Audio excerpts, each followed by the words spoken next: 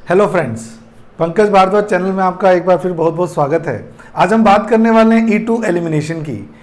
Reaction mechanism की series में substitution reaction के बाद मैंने लिया है एलिमिनेशन रिएक्शन, और सबसे इंटरेस्टिंग E2 एलिमिनेशन की आज हम बात करने वाले हैं।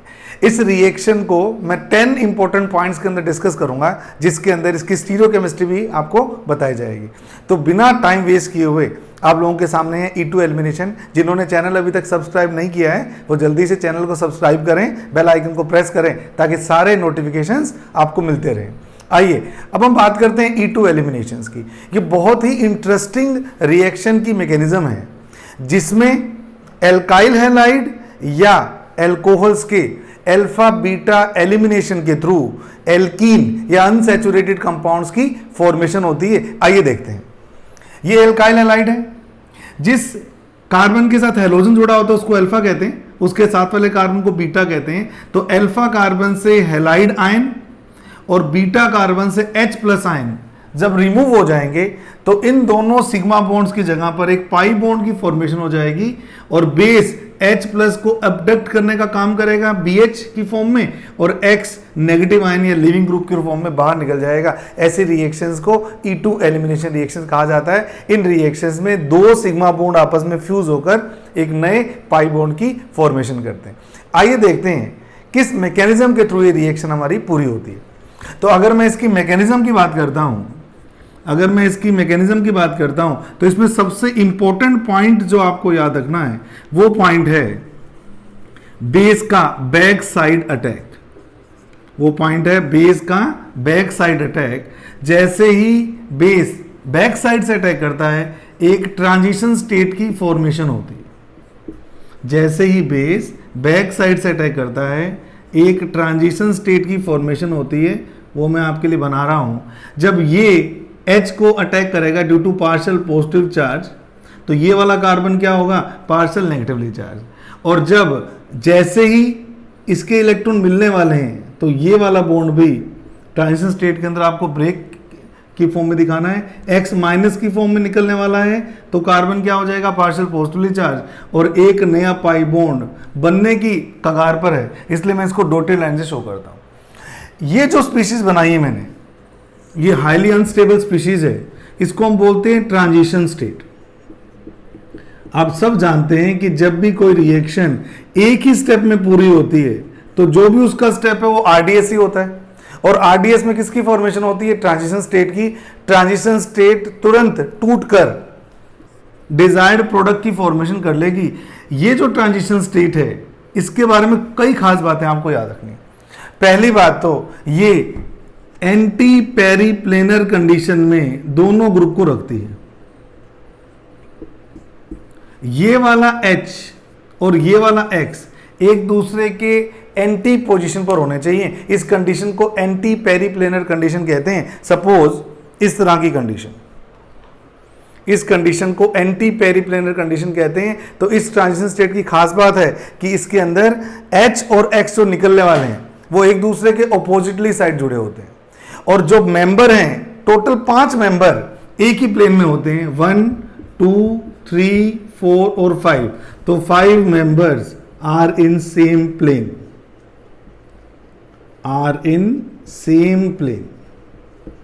ये जो पांचों मेंबर हैं, पांचों एटम हैं, ये पांचों के पांचों सेम प्लेन में होते हैं। उसके बाद क्या होगा, उसके बाद जल्दी से ये BH की फॉर्म में -BH की फॉर्म में निकल जाएगा, और X- की फॉर्म में निकल जाएगा। ये वाला बॉन्ड भी ब्रेक हो जाएगा, ये BH चला गया, ये X चला गया, और अल्टीमेटली मेरे पास पाई बॉन्ड की फॉर्मेशन हो जाएगी। ये मैकेनिज्म का स्टेप है।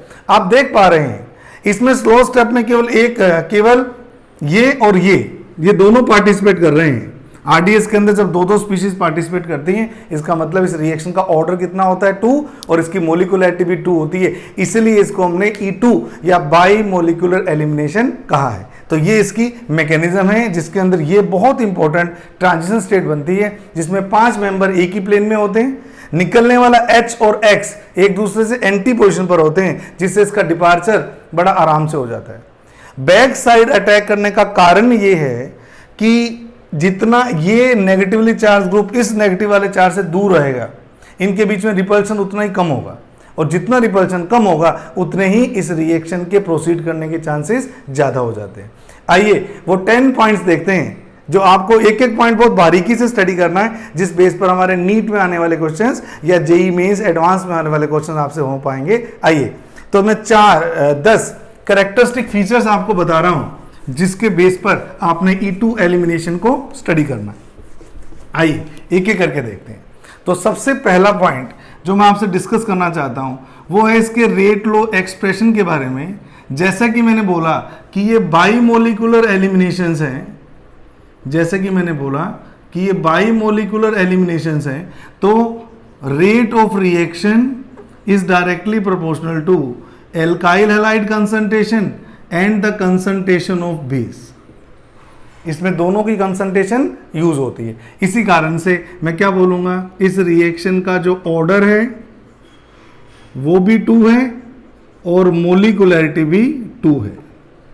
काइनेटिक्स में हम जानते हैं ऑर्डर किस तरह से निकाला जाता है कि जब भी हमारे को रेट लॉ एक्सप्रेशन गिवन होता है उसमें रिएक्टेंट की कंसंट्रेशन की पावर टर्म को सम करने से उस रिएक्शन का ऑर्डर आ जाता है। तो पहली बात तो RLE के बारे में बात की, फिर मैंने बोला इस रिएक्शन का ऑर्डर 2 है और इसकी मोलिकुलरिटी भी 2 है, इसी कारण से इसको हमने बाई मोलिकुलर एलिमिनेशन कहा है।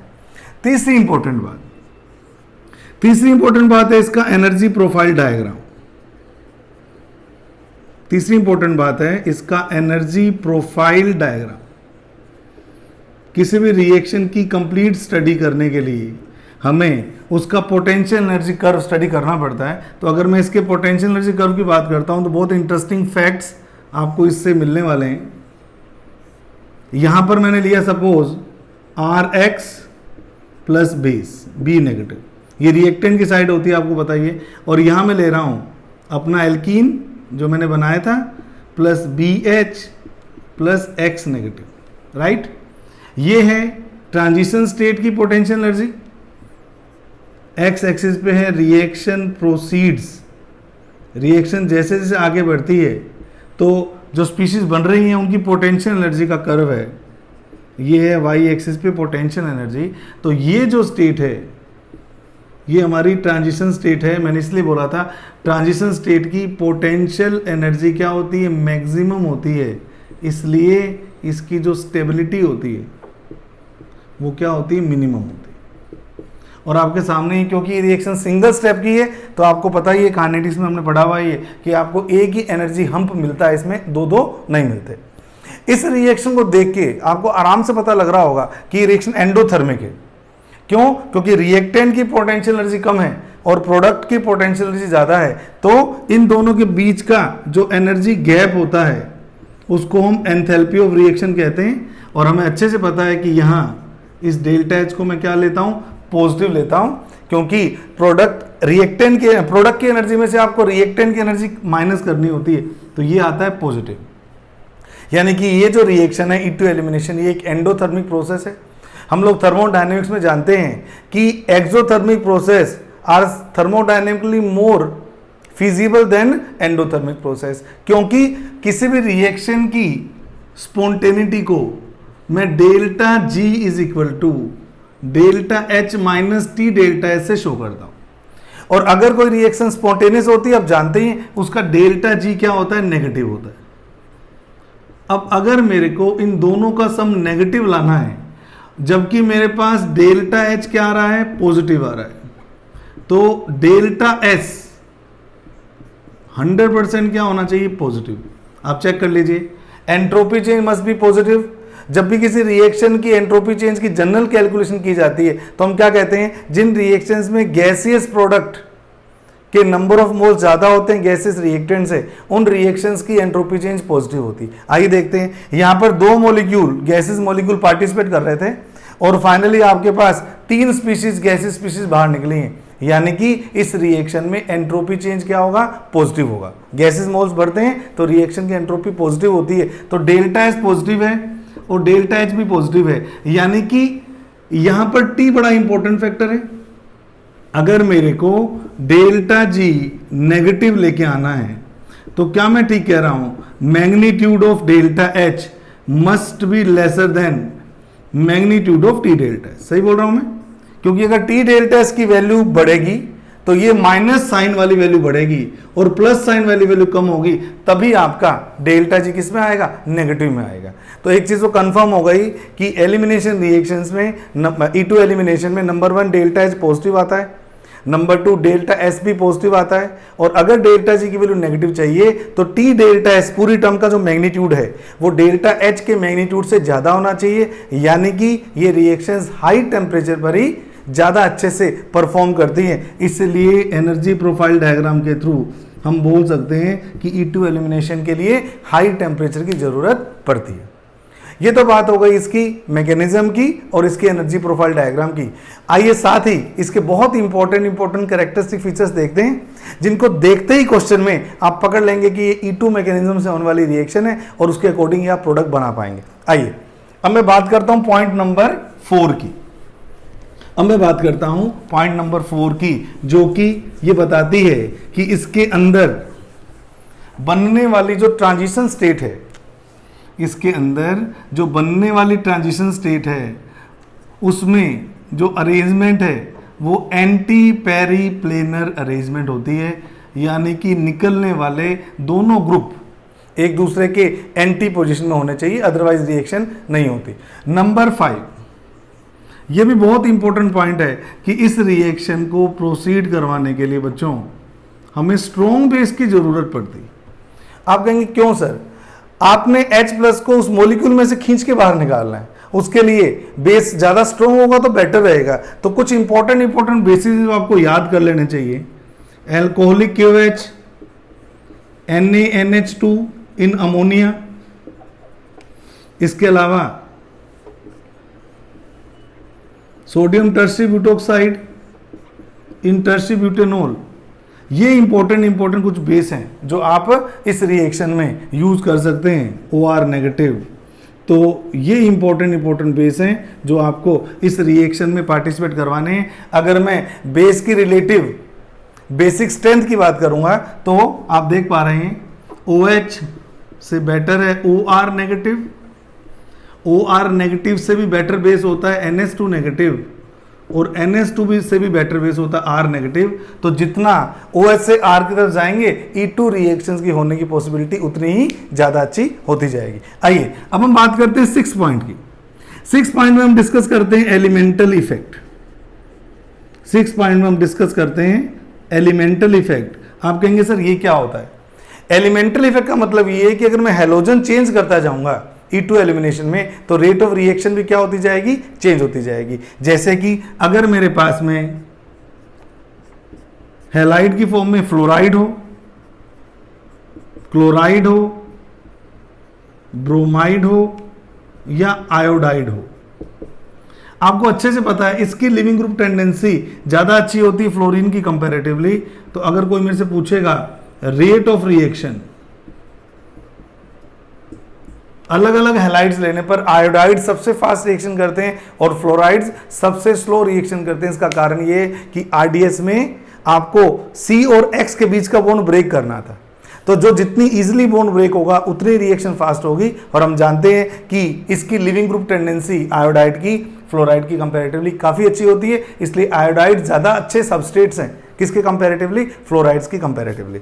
नेक्स्ट मैं बात करने वाला हूं पॉइंट नंबर 7 के अंदर, इसको बोलते हैं हम primary isotopic effect. 7 number point में मैं डिस्कस करने वाला हूं प्राइमरी आइसोटोपिक इफेक्ट के बारे में। प्राइमरी आइसोटोपिक इफेक्ट के बारे में आप कहेंगे ये क्या होता है? बहुत ध्यान से मेरी बात सुनिएगा। अगर हमें सबस्ट्रेट दिया हुआ है Ct3CH2Br, एक सबस्ट्रेट हमें दिया हुआ है CD3CH2Br और एक सबस्ट्रेट हमें दिया हुआ है CH3CH2Br। तो अगर मेरे से को पूछेगा कि इसमें इनकी रेट ऑफ रिएक्शन के ऑर्डर में इसको अरेंज करो, तो मैं बोलूंगा सबसे फास्ट रिएक्शन ये है हाइड्रोजन वाली, फिर ड्यूटेरियम वाली, फिर ट्रिटियम वाली। आप देख पा रहे हैं ये अल्फा है, ये बीटा है, ये अल्फा है, ये बीटा है, ये अल्फा है, ये बीटा है। आपको अच्छे से पता है कि बीटा कार्बन और H के बीच का बॉन्ड ब्रेक होने वाला है। और आप लोग सब अच्छे से जानते हैं कि CT बॉन्ड की एनर्जी CD से ज़्यादा अच्छी होती है, ज़्यादा बड़ी होती है, और CD की बॉन्ड एनर्जी CH से ज़्यादा बड़ी होती है। आप लोग ये बात जानते हैं अच्छे से, ये बॉन्ड एनर्जी का ट्रेंड है। अब आप मुझे बताइए, अगर स्लो स्टेप में मुझे सी, बीटा सी और एच के बीच का बॉन्ड ब्रेक करना है, या सी और डी का बीच का बॉन्ड ब्रेक करना है, या सी और टी के बीच का बॉन्ड ब्रेक करना है, ज़्यादा फास्ट रिएक्शन कौन सी होगी? जब बॉन्ड एनर्जी ज़्यादा होगी या बॉन्ड एनर्जी कम होगी? नेचुरल सी बात है, बॉन्ड एनर्जी कम होगी। तो CH की बॉन्ड एनर्जी सबसे कम है, इसलिए रेट ऑफ रिएक्शन में जिसमें बीटा में CH टूटेगा बॉन्ड, वो रिएक्शन सबसे फास्ट होगी, और जिसमें CT वाला बॉन्ड टूटेगा वो रिएक्शन सबसे स्लो होगी। तो अगर मैं कहूँगा बॉन्ड एनर्जी के उल्टा चलेगा रेट ऑफ रिएक्शन, तो रिएक्शन का रेट हाइड्रोजन लेने पर बीटा पोजीशन पर ज़्यादा फास्ट होगा, किसकी कंपैरेटिवली? ड्यूटेरियम या ट्रिटियम की कंपैरेटिवली। तो ये इसको बोलते हैं हम प्राइमरी आइसोटोपिक इफेक्ट। जब हम किसी रिएक्शन में किसी एटम के आइसोटोप को चेंज करते हैं और उससे रिएक्शन का रेट चेंज हो जाता है, तो उसको हम क्या बोलते हैं? प्राइमरी आइसोटोपिक इफेक्ट बोलते हैं। आइए अब मैं बात करता हूं इसके नेक्स्ट पॉइंट की, 8th पॉइंट की। आप लोगों ने देखा कि इस रिएक्शन में ट्रांजिशन स्टेट बनती है, लेकिन कोई कार्बोनियम आयन की फॉर्मेशन नहीं होती। अभी आपने देखा कि इस रिएक्शन में ट्रांजिशन स्टेट बनती है, कार्बोनियम आयन की फॉर्मेशन नहीं होती। जब मैं आपको इवन एलिमिनेशन पढ़ाऊंगा तो उसमें स्लो स्टेप में कार्बोनियम आयन बनता है, यानी कि क्योंकि इसमें कार्बोनियम आयन नहीं बनता तो रीअरेंजमेंट की कोई चांसेस नहीं।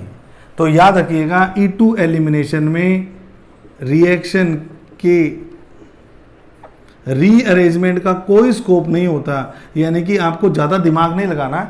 जहाँ से हेलोजन जाएगा या उसके पड़ोस से H जाएगा, बस उनके बीच में डबल बॉन्ड लगा देंगे। हमें उस हेलोजन वाले कार्बन को कार्बोनियम आयन बना के उसको मोर स्टेबलाइज कार्बोनियम आयन में कन्वर्ट नहीं करना। तो इस बात को याद रखना है कि इस रिएक्शन में रीअरेंजमेंट कभी भी नहीं।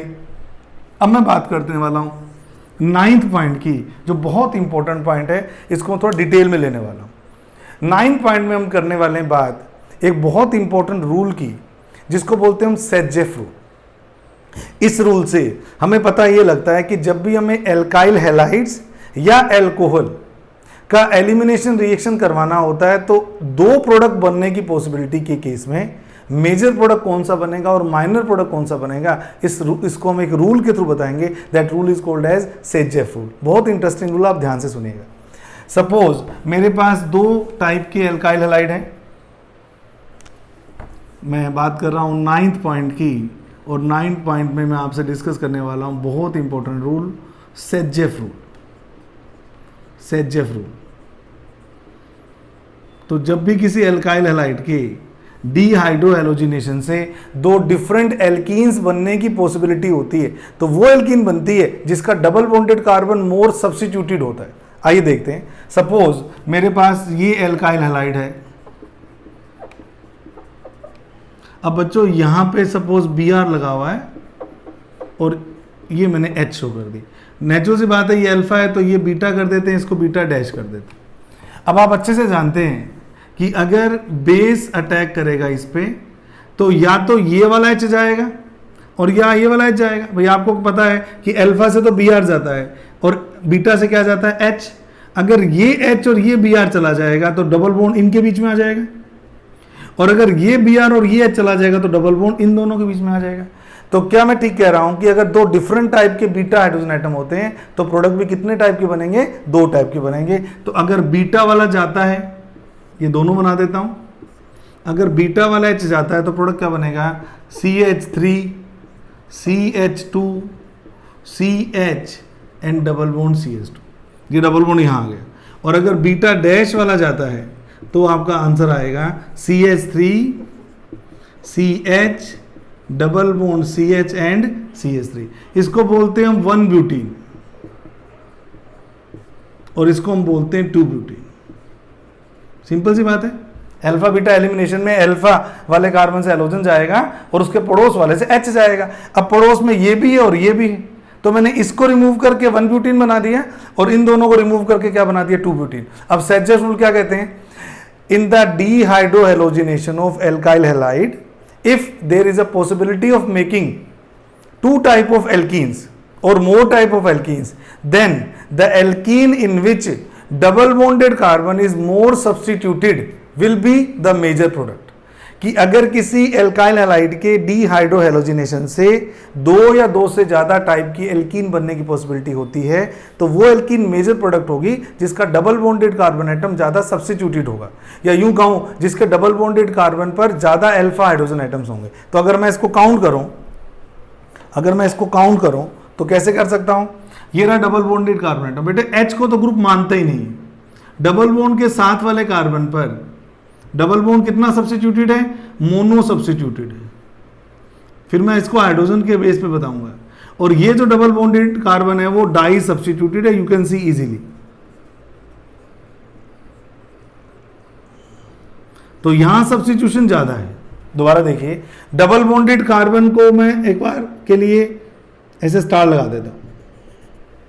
इस मॉलिक्यूल में डबल बॉन्डेड कार्बन के इधर भी एक मिथाइल है और इस डबल बॉन्डेड कार्बन के इधर भी मिथाइल है, तो इसको हम बोलते हैं डाई सब्स्टिट्यूटेड।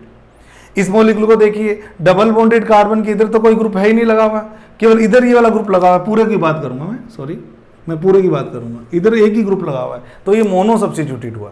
तो अकॉर्डिंग टू सेजेफ रूल ये होगा मेजर प्रोडक्ट, और ये कौन सा प्रोडक्ट होगा बेटे? माइनर। आप इसको सब्स्टिट्यूशन से भी देख सकते हैं और आप इसको अल्फा हाइड्रोजन का नंबर काउंट करके भी देख सकते हैं। याद करिए अल्फा हाइड्रोजन कैसे काउंट करते हैं? डबल बॉन्ड कंपाउंड के डबल बॉन्डेड कार्बन के साथ अल्फा कार्बन कितने लगे हुए हैं? 2। तो अल्फा हाइड्रोजन कितने बेटे? 6। और इधर डबल बॉन्डेड कार्बन के साथ एक ही अल्फा कार्बन है, यानी कि अल्फा हाइड्रोजन का नंबर कितना है? 2 अल्फा हाइड्रोजन है। तो भी मेजर प्रोडक्ट आपका कौन सा होगा? नीचे वाला 2 ब्यूटीन, और 1 ब्यूटीन क्या होगा? माइनर प्रोडक्ट होगा। तो डबल बॉन्डेड कार्बन अगर ज्यादा सब्स्टिट्यूटेड है, ऐसे भी बोल सकते हैं, और डबल बॉन्डेड कार्बन के पास ज्यादा number of hydrogen alpha hydrogen atom है, एक ही बात है, तो इसको हम बोलते हैं सेजेफ रूल से मेजर प्रोडक्ट ये होता है और माइनर प्रोडक्ट ये होता है। तो ये बहुत इंपॉर्टेंट है, जिसको हम बोलते हैं सेजेफ रूल। अब मैं इसके बहुत इंपॉर्टेंट एस्पेक्ट की बात करने वाला हूं, और वो है इसकी स्टीरियोकेमिस्ट्री का एस्पेक्ट। मैंने बोला था आपको ये 10th पॉइंट है, स्टीरियोकेमिस्ट्री। ये सबसे इंपॉर्टेंट है, जो बच्चों को बहुत परेशान करती है, इसलिए मैं फटाफट इस पॉइंट पे आ गया हूँ। इसमें थोड़ा टाइम लगेगा सीखने में अपने को। स्टीरियोकेमिस्ट्री ऑफ E2 एलिमिनेशन, मेरी बात बहुत ध्यान से आप सुनिएगा बच्चों। जहाँ तक E2 एलिमिनेशन का सवाल है, इसको बोला जाता है, देखना मैं क्या लिख रहा हूँ। जहाँ तक E2 एलिमिनेशन का सवाल है, इसको बोला जाता है the reaction is regioselective, the reaction is regioselective, the reaction is stereoselective, the reaction is stereoselective, as well as the reaction is stereo specific also, the reaction is stereo specific also। तो ये 3 terms मैं आपको भी सिखाने वाला हूं, समझाने वाला हूं बच्चों। रीजियो, पहली बात तो सेलेक्टिव वर्ड जब आएगा, मेरी बात ध्यान से सुनिएगा, तो वहां पर हम किसको देखते हैं? प्रोडक्ट को देखते हैं। प्रोडक्ट क्या बना, कैसा बना। और जब स्पेसिफिक वर्ड आता है तो हम रिएक्टेंट को देखते हैं, जो सबस्ट्रेट उसमें पार्टिसिपेट कर रहा था। मेरी बात ध्यान से सुनिएगा, यानी कि जहां जहां सेलेक्टिव वर्ड आएगा मैं प्रोडक्ट को देखने वाला हूं, प्रोडक्ट के अंदर एक चीज नोट करने वाला हूं, और जब स्पेसिफिक वर्ड दिया होता है तो मैं रिएक्टेंट में कोई चीज देखने वाला हूं, है ना। अब मैं बात करता हूं रीजियो सेलेक्टिव और स्टीरियो सेलेक्टिव में क्या फर्क है। अगर किसी रिएक्शन के प्रोडक्ट 2 टाइप के स्ट्रक्चरल आइसोमर्स हैं, 2 structural isomers formed in unequal amounts, ऐसी रिएक्शंस को हम रीजियो सेलेक्टिव रिएक्शंस कहते हैं। ऐसे रिएक्शन में प्रोडक्ट 2 टाइप के बन रहे हो और वो दोनों प्रोडक्ट एक दूसरे के स्ट्रक्चरल आइसोमर्स हो, तो हम कहते हैं रिएक्शन कैसी है? Regio selective. आइए स्टीरियो सेलेक्टिव, यहां पर भी वही है, जो प्रोडक्ट बने वो 2 स्टीरियो आइसोमर्स हों, जो प्रोडक्ट बने वो 2 स्टीरियो आइसोमर्स हों विद अनइक्वल अमाउंट्स या इन अनइक्वल अमाउंट्स। बिल्कुल सिंपल है।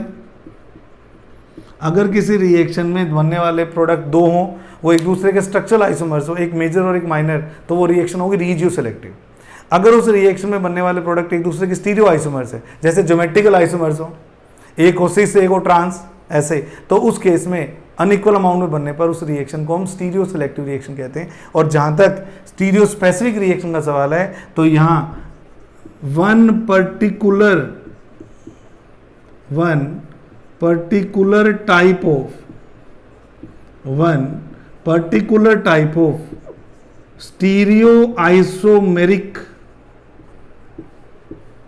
reagent can give reaction। बहुत इंपॉर्टेंट बात है, मैंने कहा था स्पेसिफिसिटी किससे रिलेट करती है, रिएक्टेंट से। अगर मान लीजिए किसी रिएक्शन में रिएक्टेंट मॉलिक्यूल दो अलग अलग स्टीरियो आइसोमेरिक फॉर्म में रहता हो, लेकिन उस रिएक्शन को केवल एक ही टाइप का स्टीरियो आइसोमर दे, दूसरे टाइप का स्टीरियो आइसोमर शो ही नहीं करे, ऐसे रिएक्शंस को हम स्टीरियो स्पेसिफिक रिएक्शन कहते हैं। जैसे मान लीजिए कोई रिएक्शन है, वो सिस एल्कीन तो करती हो और ट्रांस एल्कीन नहीं शो करती हो, तो ऐसी रिएक्शन को हम क्या बोलते हैं, स्टीरियो स्पेसिफिक रिएक्शन कहते हैं। तो ये टर्म्स तीनों आपको आनी चाहिए। अब मैं E2 के रिस्पेक्ट में तीनों को जस्टिफाई कर रहा हूं, ध्यान से सुनिएगा। तो मैं पहले बात कर रहा हूं थोड़ा सा इसकी स्टीरियो केमिस्ट्री की। मैंने आपको बोला कि H निकलने वाला H और हेलोजन एक दूसरे के ट्रांस होने चाहिए, यानी कि एक दूसरे के ऑपोजिट होने चाहिए। तो इस कंडीशन को ध्यान में रखते हुए अगर मैं आपको एक दो एग्जांपल के थ्रू बताऊं, मान लीजिए ये आपकी ब्रोमीन लगी हुई है और कुछ नहीं दिया हुआ। आपको याद रखना है बेटे, अल्फा कार्बन का हेलोजन और बीटा कार्बन का हाइड्रोजन, ये दोनों एक दूसरे के अपोजिट होने चाहिए, ट्रांस होने चाहिए। तो यहां कोई दिक्कत नहीं है। अगर मैं इसकी रिएक्शन OR नेगेटिव से करवाता हूं हीटिंग की तरफ, E2 एलिमिनेशन की बात कर रहा हूं, तो आपको पता ही है यहां पर भी एक ऐसा H प्रेजेंट होगा जो डैश पे लगा सकता हूं, और यहां पर भी एक ऐसा हाइड्रोजन होगा जो डैश पे लगा सकता हूं। भाई दो हाइड्रोजन में से एक तो वेज पे लगा देता हूं और एक डैश पे लगा देता हूं। अगर हेलोजन वेज पे लगा हुआ है तो वो किस H को लेके जाएगा, वो डैश वाले H को लेके जाएगा। तो चाहे आप ये वाला HBr निकाल दीजिए, चाहे आप ये वाला HBr निकाल दीजिए, कोई फर्क नहीं पड़ता, और हमारा जो आंसर आएगा वो आंसर आ जाएगा। सपोज आप नीचे वाला हटाया तो ये वाला आंसर आ जाएगा। साथ में क्या क्या निकल जाएगा, साथ में क्या क्या निकल जाएगा, ROH और Br नेगेटिव, है ना, BH और X नेगेटिव, कोई दिक्कत नहीं हुई। अगर मैं बात करूं सेकेंड एग्जाम्पल की, अब ध्यान से देखिएगा, ये वापस वही Br, और यहां आपको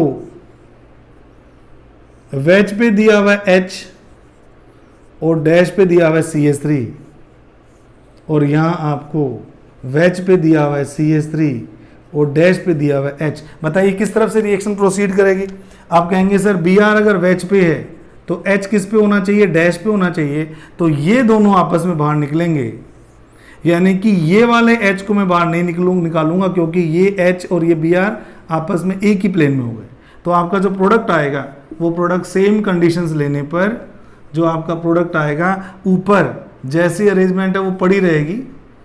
इसको डैश मानना, जो मैंने ऐसे स्पाइरल सा बना रहा हूँ ना, इसको आप डैश मानना। और डबल बॉन्ड कहाँ आ जाएगा, इसके बीच में आ जाएगा, और डबल बॉन्ड जब बीच में आएगा तो कार्बन sp2 होने के कारण प्लेनर हो जाएगा। फिर मैं वेज पे शो नहीं कर सकता, फिर तो मुझे इसको प्लेन में ही शो करना पड़ेगा। तो इस तरह से आपका प्रोडक्ट निकल के आएगा, ठीक है। और अगर थर्ड रिएक्शन की बात करूं, अब इसको आप ध्यान से करिएगा, ये वापस वही Br, अब यहां पर दोनों Me लगा दी और यहां पर भी दोनों Me लगा दी। अब अगर मेरे को ये एलिमिनेशन करवाना है तो बीटे में कम से कम एक H होना चाहिए था जो कि डैश पे लगाओ, ना तो यहाँ पे कोई H है ना यहाँ पे कोई H है। ऐसा कर देता हूँ और अच्छा कर देता हूँ इस क्वेश्चन को। मान लीजिए यहाँ पे H है जो डैश पे नहीं है, वेज पे है। अब मुझे बताइए क्या ये रिएक्शन प्रोसीड करेगी? बिल्कुल नहीं, क्योंकि जिस कार्बन से Br जा रहा है उसके साथ वाले कार्बन से H कहाँ पर होना चाहिए? डैश पे होना चाहिए। तो ना तो इधर H डैश पे है, वेज पे आ गया, और इधर तो H है ही नहीं। तो मैं क्या बोलूँगा, सेम कंडीशन में अगर रिएक्शन कराता हूँ तो कुछ नहीं होगा, कोई प्रोडक्ट आपको नहीं मिलेगा, नो रिएक्शन हो जाएगा। इसको बोलते हैं हम, ये रिएक्शन जो है क्या है? ये स्टीरियो स्पेसिफिक रिएक्शन है, क्योंकि ये पर्टिकुलर, अब मैं किसकी बात करूं, इसकी बात करता हूं। मैं कहूंगा अगर ये पर्टिकुलर रिएक्शन तो प्रोसीड करेगी, लेकिन अगर इस रिएक्शन में भी H दोनों तरफ वेज पे होता, जैसे कि यहां है, तो उस आइसोमर ने रिएक्शन शो नहीं किया। दोबारा सुनिए, इस कंपाउंड में रिएक्शन नहीं हुई, और अगर ये H डैश पे होता और मिथाइल वेज पे होता, तो बताइए रिएक्शन होती कि नहीं होती? हो जाती। तो अगर मैं इस कंपाउंड की बात करूं, इसके दो स्टीरियो आइसोमेरिक फॉर्म थे, एक तो ये वाली और एक दूसरी फॉर्म जिसमें H और Me एक दूसरे से एक्सचेंज होते, तो वो रिएक्टेंट अगर होता तो रिएक्शन हो जाती, और इस रिएक्टेंट से रिएक्शन नहीं हो रही, यानी कि ये रिएक्शन किसका एग्जांपल हो गई? स्टीरियो स्पेसिफिक रिएक्शन का एग्जांपल हो गई। तो मैंने आपको तीन इंपॉर्टेंट टर्म्स बताई हैं, regioselective, stereoselective and stereospecific, और इन एग्जांपल्स के थ्रू मैंने किसको क्लियर किया है? स्टीरियो स्पेसिफिसिटी को शो किया है। तो यहां मैं किसको शो कर रहा हूं? यहां मैं स्टीरियो स्पेसिफिसिटी को शो कर रहा हूं, यहां मैं स्टीरियो स्पेसिफिसिटी को शो कर रहा हूं। आइए अब रीजियो सेलेक्टिविटी और स्टीरियो सेलेक्टिविटी की बात कर लेते हैं। मेरी बात ध्यान से सुनिएगा। अब मैं आपको रीजियो सेलेक्टिविटी की बात कर रहा हूं, और ऑलरेडी आपने पढ़ा हुआ ही है। क्या कहा मैंने आपको? अब मैं बात कर रहा हूं रीजियो सेलेक्टिविटी की। मैंने एग्जांपल आपको ऑलरेडी दे दिया है कि अगर ये दोनों H रिप्लेसेबल होंगे OR नेगेटिव हीटिंग के साथ में, तो दो टाइप के प्रोडक्ट बन सकते हैं। एक को मैंने बोला 1 ब्यूटीन और एक को मैंने बोला 2 ब्यूटीन। अब आप मुझे बताइए, क्या ये एक दूसरे के स्ट्रक्चरल आइसोमर्स नहीं है? भाई ये 1 ब्यूटीन है, 2 ब्यूटीन है। तो रीजियो सेलेक्टिविटी में क्या बोला था? किसी रिएक्शन में जो दो प्रोडक्ट बनते हैं, अगर वो अनइक्वल अमाउंट में बनेंगे, भाई ये तो है मेजर 2 ब्यूटीन वाला, तो और ये है माइनर 1 ब्यूटीन वाला, माइनर है। अब मुझे बताइए रीजियो सेलेक्टिविटी क्या बोली थी? कि अगर किसी केमिकल रिएक्शन में दो स्ट्रक्चरल आइसोमर्स, क्या 1 ब्यूटीन और 2 ब्यूटीन एक दूसरे के पोजिशनल आइसोमर्स नहीं, और पोजिशनल आइसोमर किस में आती है? स्ट्रक्चरल के अंदर। तो बनने वाले दोनों प्रोडक्ट एक दूसरे के पोजिशनल आइसोमर्स या स्ट्रक्चरल आइसोमर्स हैं, और जो अनइक्वल अमाउंट में बनते हैं, इसलिए ये रिएक्शन किसके अंदर फॉल करेगी? ये रीजियो सेलेक्टिविटी में भी फॉल करेगी। अब हम लास्ट बताने वाले हैं आपको कि स्टीरियो सेलेक्टिव रिएक्शन कैसी है। अगर किसी रिएक्शन में दो प्रोडक्ट बने और वो एक दूसरे के स्टीरियो आइसोमर्स हो, उनमें एक प्रोडक्ट तो मेजर बने और एक माइनर बनेगा, तो उस रिएक्शन को मैं क्या बोलूँगा? Stereo selective reaction. आइए, तो मैं स्टीरियो सेलेक्टिविटी को एक्सप्लेन करने के लिए आपसे बता रहा हूं कि अगर आपको दिया जाए, अब मैं आपसे स्टीरियो सेलेक्टिविटी डिस्कस कर रहा हूं। स्टीरियो सेलेक्टिविटी जब हम डिस्कस करते हैं तो एक रूल हम बताते हैं बच्चों को, TAE EAZ। आप कहेंगे सर क्या मतलब है इसका? बहुत ध्यान से मेरी बात सुनिएगा। मान लीजिए ये आपका हेलोजन है और ये आपका, यहां पे लगा देता हूं मिथाइल, यहां पे लगा देता हूं मिथाइल, यहां लगा देता हूं इथाइल, यहां लगा देता हूं इथाइल, और यहां लगा देता हूं Br। आपको पता होना चाहिए इस कंडीशन में इसके जस्ट सामने ये आ रहा है, इसके जस्ट सामने ये आ रहा है, तो इस कंपाउंड को बोलते हैं हम एरिथ्रो कंपाउंड। इस कंपाउंड को हम बोलते हैं एरिथ्रो कंपाउंड। अगर मेरे को एरिथ्रो कंपाउंड के डीहाइड्रो एलोजिनेशन से बनाना हो कि कौन सी एल्कीन बनेगी, सिस या ट्रांस, तो उसके लिए मैं आपको एक ट्रिक बता रहा हूं, बहुत ध्यान से सुनिएगा। ये एक फिशर प्रोजेक्शन फॉर्मूला है। सबसे पहले इसको न्यूमैन प्रोजेक्शन फॉर्मूला में कन्वर्ट करना पड़ता है। फिशर से जब भी न्यूमैन प्रोजेक्शन बनता है, हमेशा एक्लिप्स फेज बनानी होती है। तो जो मैं बातें बता रहा हूं, आप एक बार आप उसको नोट रखना। तो अगर ये फ्रंट कार्बन है और ये बैक साइड वाला कार्बन है जो मैं पैरेलल लाइंस खींच रहा हूं, तो अगर मैं बात करता हूं, इसको मान लेते हैं बेटे फ्रंट, इसको मान लेते हैं बैक। फ्रंट कार्बन में ऊपर लगा दो Me, इधर लगा दो Et और इधर लगा दो Br। और बैक कार्बन में इधर लगा दो Me के सामने Me, Et के सामने Et और Br के सामने H। तो पहले तो आपको फिशर को एक्लिप्स न्यूमैन में कन्वर्ट करना सीखना है। ये फ्रंट ये बैक, ऊपर वाला ऊपर आ गया, लेफ्ट वाला लेफ्ट में आ गया, राइट वाला राइट में आ गया। और जो नीचे वाला कार्बन है वो इसके पीछे कहीं छुपा हुआ है, उसमें भी Me के सामने Me लगाना है, Et के सामने Et लगाना है और Br के सामने H लगाना है। अब जब भी हमें एलिमिनेशन करना होगा तो एक ट्रिक आपको क्या यूज करनी है कि निकलने वाले दोनों H और Br इसकी स्टैगर्ड कॉन्फ़िगरेशन से निकलेंगे, और वो तब निकलेंगे जब वो एक दूसरे के ऑपोजिट होंगे, यानी कि 180 के एंगल पे होंगे। उसके लिए मुझे इस न्यूमैन को रोटेट करना पड़ेगा। अब आप मुझे बताइए, मैं फ्रंट कार्बन को कांस्टेंट रख के अगर पीछे वाले कार्बन को घुमाना चाहूं जिससे H और Br एक ही लाइन पर आ जाएं, तो कितने डिग्री पे रोटेट करना पड़ेगा? 180 पे रोटेट करना पड़ेगा। तो अगर मैं इस पीछे वाले कार्बन को 180 पे रोटेट करूंगा तो ये H कहां दिखाई देगा? यहां दिखाई देगा। ये Br, ये H, ये वाला Et कहां दिखाई देगा? यहां दिखाई देगा। और ये Me कहां दिखाई देगा? यहां दिखाई देगा। तो मैं करके दिखा रहा हूं, 60 डिग्री पे इसको रोटेट कर रहा हूं। तो आपने केवल भाई फ्रंट कार्बन को तो छेड़ना ही नहीं, ये तो एज इट इज ही है।